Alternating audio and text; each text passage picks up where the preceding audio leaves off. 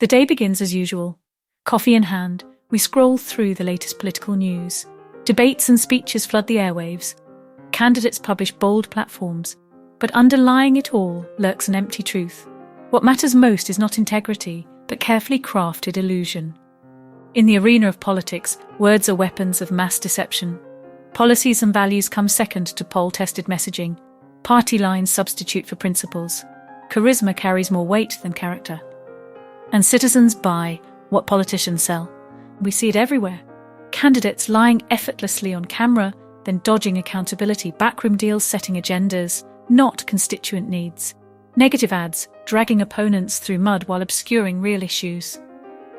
And outraged citizens, then collective amnesia as we vote these actors back into office. The patterns continue election after election. We rail against duplicity in campaign rhetoric, then elect fast-talking charmers guaranteeing the world. Are we forever doomed by this political theatre of the absurd? Perhaps we have only ourselves to blame. We decry dishonesty, yet prioritise style over substance when choosing leaders. Debates become personality contests instead of exchanges of ideas. We fall for false promises and well-crafted images. The slick candidate usually prevails. We see it even in well-intentioned candidates. To get elected, they soon abandon authenticity for polished talking points, carefully curated by consultants. Bold vision gets reduced to safe centrist platitudes. Instead of leading public thought, they follow opinion polls and say whatever sells. Can we condemn them for giving us what we ask for? We eat up buzzwords, gravitate toward charisma, and ignore red flags if they align with our team. We want so badly to believe. Self-delusion goes all the way to the voting booth. Meanwhile, the show goes on.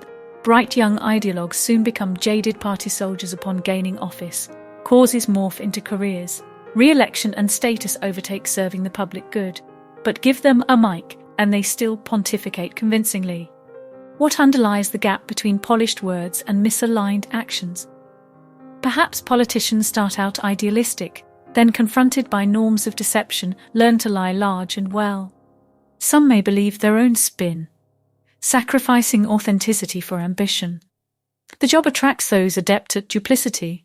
Or could it be we the people send mixed messages? We tolerate false promises but punish truth-telling and bold vision. We want platitudes, not complexity. Maybe we secretly like being deceived. It makes democracy seem less daunting. It keeps hope for change alive. How to break the cycle? First, accept our own complicity. Don't point fingers only at lying leaders. Scrutinize our own gullibility and what we incentivize through votes. Demand facts. Avoid tribal thinking. Don't settle for easy solutions. See past charisma and slick ads. Vote on character, honesty, capability, not likability. Hold winners accountable to campaign talk. Make truth-telling required to keep office. Stay vigilant between elections. Support truth-tellers who take risks by being bluntly honest. Don't punish imperfection or nuance. Value those who forgo spin for substance. Make integrity a qualification for office. Change won't happen overnight. Unmasking institutional corruption takes perseverance. But each small choice for authenticity shifts incentives. Truth becomes a viable, winning strategy. The next generation watches our moves closely. The future belongs to those who empower truth-tellers today. A wave of leaders can rise above deceitful old paradigms. There is still hope for honest change. Daybreak soon comes. As the sun rises, we envision new possibilities. Leaders defined by moral courage, citizens accepting complexity, democracy elevated by truth. There is much work ahead, but now armed with clear vision, we ready ourselves to build something better.